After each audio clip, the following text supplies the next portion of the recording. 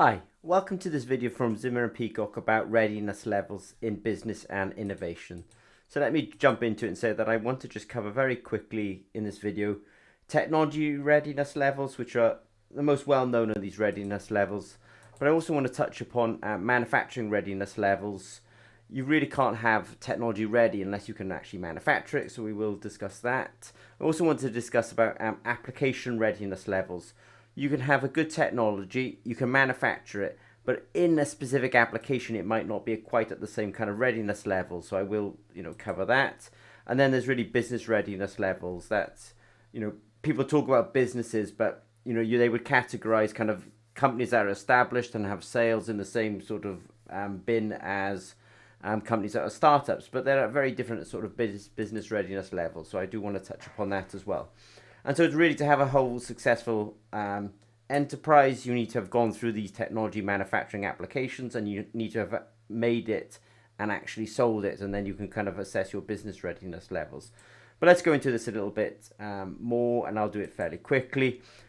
Technology readiness levels are kind of known as 1 to 9. This was sort of a concept invented at NASA. And if you look at kind of things like academic research, then these are often taking place in the sort of TRL1 to about TRL4. So basic technology research is TRL1 and 2. Then you kind of have that feasibility. If you do something in the lab or you do something very prototypey, then you would describe that as a kind of feasibility. I start to think that industry starts to take care of this kind of TRL4 and TRL5 when you're really sort of developing these technologies into something that's a little bit more robust. If you're starting to demonstrate it, I know that academics will also come into this technology readiness level 6, but really to do this, I think in a most sustainable fashion, it probably has to start coming into a business so that it can be a sustainable effort, let's say. So we got technology readiness level 8 and 7, which is really subsystems, and when you bring it all together and it's all working really well, that's really it's technology readiness level number 9. Now, in parallel with this and sort of trying to keep up with the technology readiness level is actually your manufacturing readiness level, and people don't forget about manufacturing, but it is really important. So I just want to say that we kind of run it from 1 to 9, and if you're just doing something very basic, you're kind of in your 1. If you're able to demonstrate it, but at a very sort of low level, then you're at 2. If you're able to sort of do a proof of concept on this, then you're really at 3. But if you're then sort of maybe producing something in a workshop in a very sort of 1-by-1 nature, or in a laboratory, very sort of manual procedures, then you're really at manufacturing readiness level number 4. And now number 5 is really about you sort of demonstrate your capability to fabricate this, and now you're starting to at MRL6 starting to actually optimize this for production on process equipment. It's still very early days in terms of manufacturing. If you're starting to demonstrate that you're actually doing this on kit and you're starting to get some sort of yield off this, then that sort of brings you to 7. But really, when you're running the full process, and you have to have run this full process several times, so you start to kind of iron out the issues, then you're really at 8.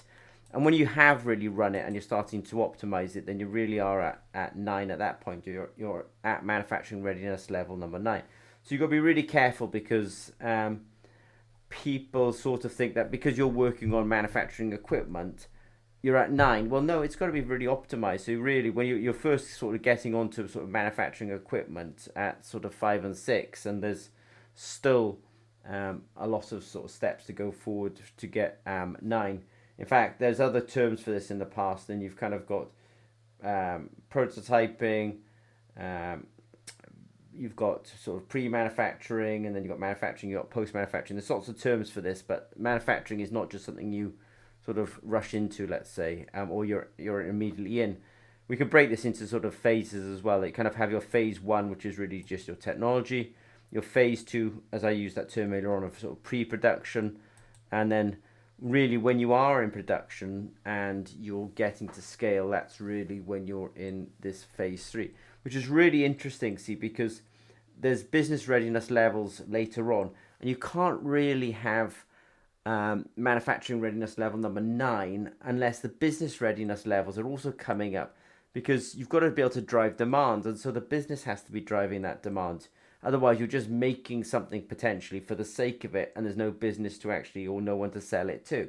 So it's very hard to have manufacturing readiness level number 9 if you don't have business readiness levels also going up there as well. Now, you can have a very good technology and you can be able to manufacture it in high volume, but there may be a new application. So, for example, at Zimmer and Peacock, we're consultants, we're contractors, and we're manufacturers. We may make a glucose sensor. It might be perfectly good in terms of its technology readiness level and its manufacturing readiness level. But the question then is, somebody wants it in a new application, and we may not be ready for that application. So it's fair enough to say there's a scale also for application readiness level.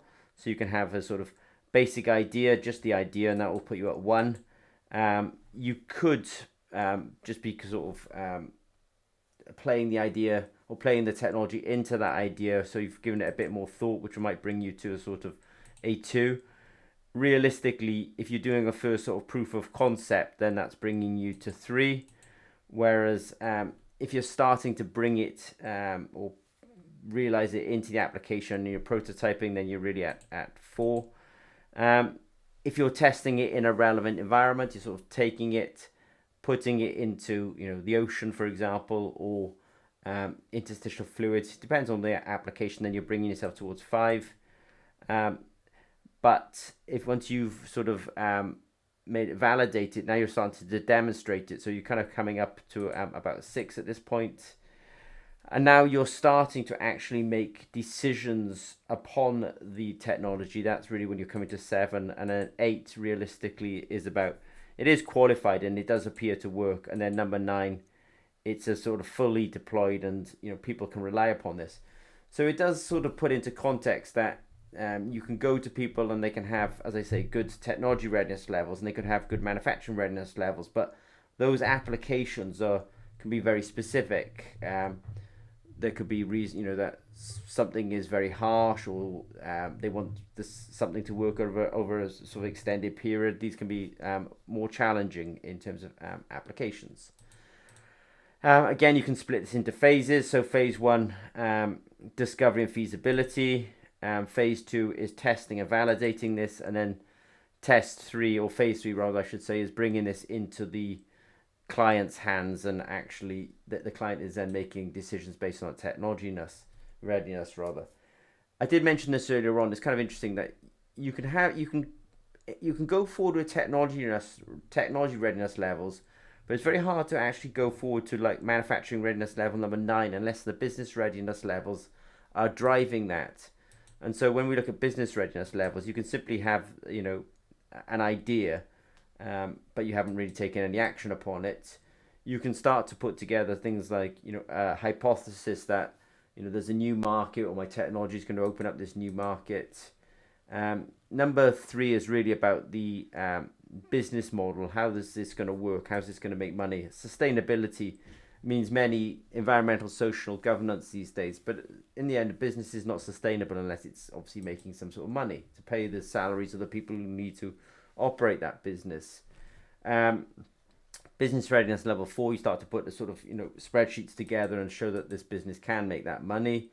5, you're laying out your assumptions about this. Assumptions could be the competitive space or the amount that you can sell this product or service for.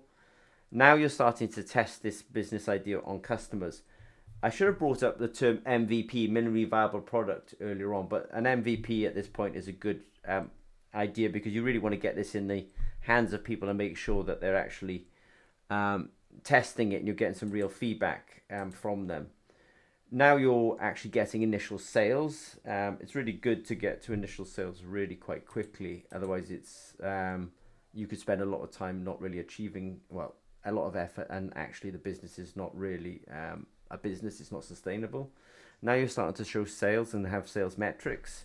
And then number 9, actually you've spent let's say 2 to 5 years actually running this business, and it's showing profitability, and it is actually sustainable.